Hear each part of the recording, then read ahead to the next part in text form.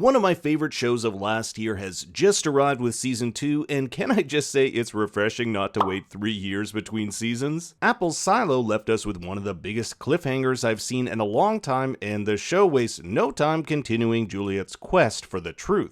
Now, if you haven't seen my videos before, this is a non-book spoiler deep dive that goes into the show's biggest questions and theories. I've also not read the book, so all the theories here are completely derived by sleuthing. That being said, do leave your non-book spoiler thoughts and theories in the comments below. Now let's make like Juliette and dive right into it. At the end of season 1, we watched as Juliette successfully made it out of the silo only to discover there are, and I counted, at least 20 other such silos in close proximity to one another. We don't know who or what are in these silos, but the beginning of season 2 gives us a glimpse at the bigger picture of what's really going on in this world. In that final sequence of season 1, we never see a huge pile of corpses by any of these other silos, so we can assume Juliette has walked some distance to get here. Judging by the decay of the bodies and the fact this man, who goes by the name Russel, is alive in Juliette's time, we can guess it's been at least 1 or several years since this newly discovered silo underwent a rebellion. If you recall, in season 1, Juliette's silo had a similar uprising over 140 years ago.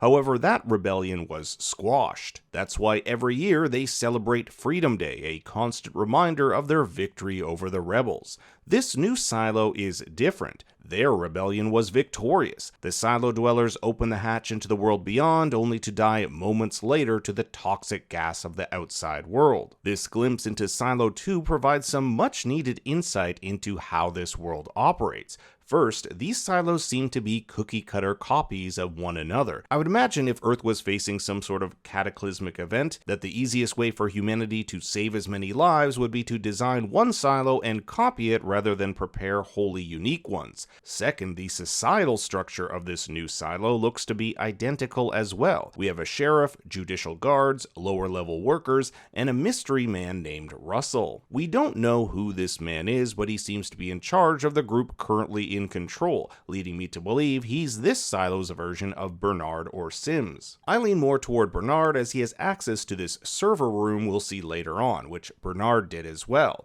Russell, like Bernard, doesn't want anyone going outside, and it looks as though when he knew the silo would be open, he holed himself up behind this door and didn't let anyone in. This likely means he has enough food and water to keep him sustained for a very long time.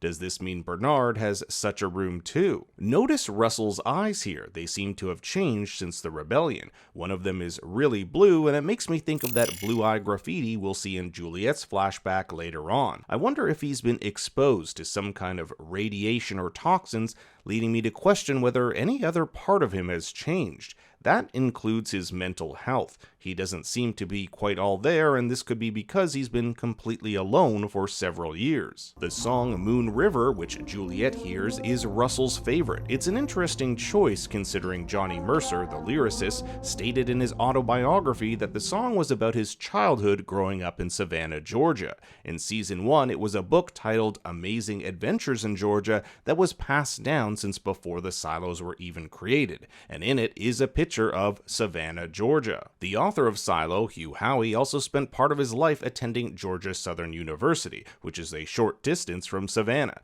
So if I had to take a guess, that destroyed city we see in the background here is none other than Savannah. The other silo also seems to follow the rules of the Pact. We don't see any sort of mechanized lift or pulley system to transport people from one level to another. This is specifically incorporated to make it more difficult for people and information to travel from one level to another, and when it comes to information, that's something Bernard wants to control all to himself. Russell's side also seems to have access to the guns, something the sheriff and others here do not. But there is something the rebels have that is arguably the most important of all: access to the generator. The sheriff gets a note stating that generator will be flooded in 15 minutes. A flooded generator essentially means the death of the silo, meaning those inside will have no other choice but to go outside. That's how strong strongly these people believe in the viability of a world beyond the silo. We'll see the generator was indeed flooded when Juliette's rope frays and she falls into the water.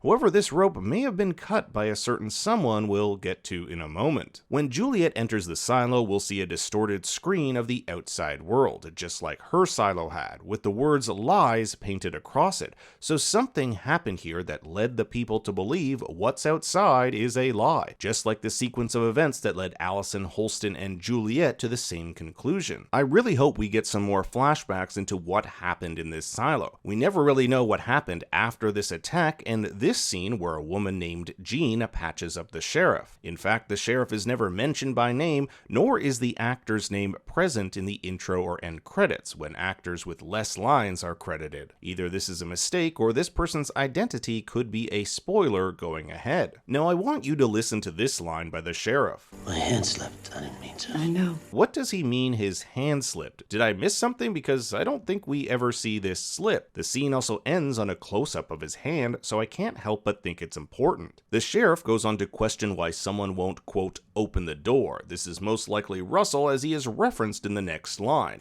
Do you think Russell was lying? However, the door here could mean two things. The door outside, which we'll see them opening, or the one Russell has holed himself behind. Jean tells the sheriff that Russell wouldn't open the door because, quote, someone told him. This implies there is a group of individuals above people like Bernard and Russell. In fact, Bernard and Russell with their computers may have been able to contact one another or this level of people above. Something I found rather strange was that the silo door was sealed shut behind those who went out. It even appears as though some of the vault dwellers tried to get back in, so someone would have had to have closed the doors behind them unless there's some sort of automatic system. The new silo also has the same spy network of cameras hidden behind mirrors like the one Holston covered with flowers in season 1. The place is desolate, minus for a few trees clinging to life under the glow of a lamp and some dripping water. How this lamp is on and caring for these trees is unknown, but it's entirely possible Russell often ventures out from his room. We do see there is a keypad there. I'm curious if there is something that Juliette may find that will help her open this door. As Juliette gets closer to Russell, we'll find graffiti on the wall that says, "What are you hiding, Russell?" Whatever he's hiding might be the same thing Bernard is. We'll see two other creepy pieces of graffiti. This one here says, "Any survivors, please help us, please help survivors." Was this written before or after these silo dwellers opened the hatch? Are they survivors of the rebellion or survivors from the silo being opened? Then there's the marking right outside Russell's door, which reads, "We will get in sooner or later." So I definitely think there's a lot more that has happened since the inhabitants of this silo made their way outside. I even wonder if there are other people like Juliette who have made their way here. With this episode focusing entirely on Juliette, a lot of the time focuses on flashbacks to her childhood. Her ingenuity when it comes to fixing things and solving problems correlates to her ingenuity in crossing the broken bridge. If you remember back in season 1, Juliette decided to live with a woman in mechanical named Walker instead of her doctor father after the death of her mother. Her love for fixing things is deeply tied to her personal experiences. Fixing machines gives her a sense of control, order, and purpose in a world that is chaotic, restricted, and hidden.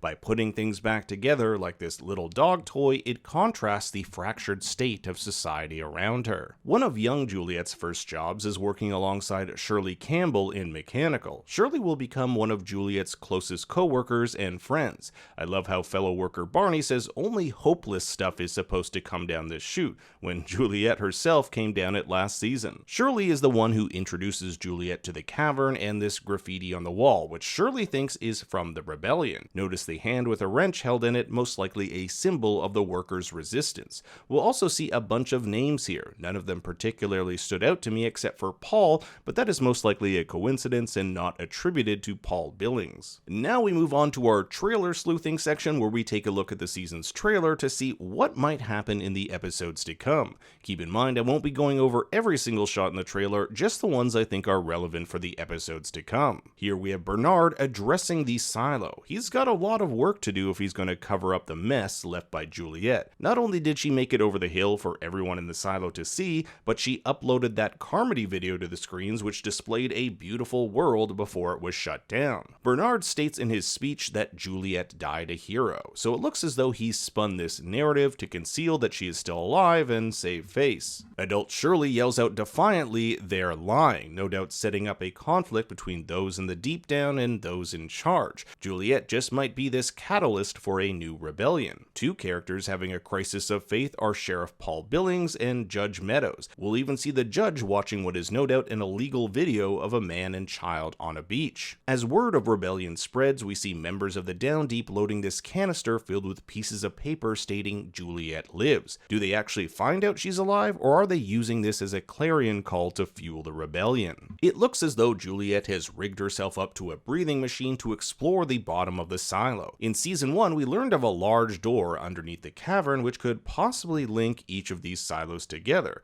Could that be her way back? You guys have to let me know, is this Lucas Kyle, the man who was sent to the mines after cooperating with Bernard to capture Juliette? Shirley here with other members of the Down Deep no doubt plotting a rebellion. In this shot found later in the trailer, we'll see a similar looking tunnel with someone who appears to be Paul making an entrance. Has he discovered one of their plots, or is he there to join them? Here we have confirmation that Juliette makes contact with someone else. I don't get Russell vibes from the person on the left here, so I'm wondering if she is successful making it to a different silo. Or this could be the same silo and Russell isn't alone. In a similar shot, Juliette is in front of someone else, but notice Juliette's neck. Is that a silo suit, the same kind used for cleaning? Could she be making her way out again? A fight underway here with Knox and Shirley leading the charge. Combine this with this shot and it definitely looks like a rebellion is underway. We'll see a deputy station here in flames as judicial soldiers take cover. This shot of Carla, Walker's ex-wife who supplied Juliette with that special tape for her suit, sees her throwing what appears to be an apple down the silo. Apples were used to throw in someone's grave in season 1. This could be a sign to members of the rebellion below, since they have to get creative in how they communicate. The trailer ends with Bernard watching footage of what appears to be Juliette's bodysuit camera. I didn't even know these suits had such a thing. We can see the pile of corpses from outside the silo she entered. The other question is, where is Bernard? If I had to take a guess, he's in the server room, the same room he entered at the end of season 1.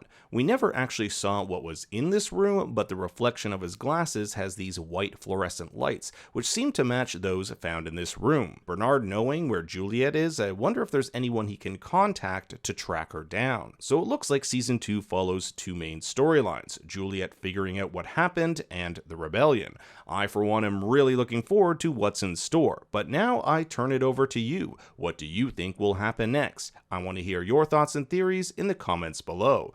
Thanks for watching, be sure to like and subscribe, and for more bad takes you can follow me on Twitter and Instagram at ThinkStoryYT. Until next time, remember, Daddy loves you very much.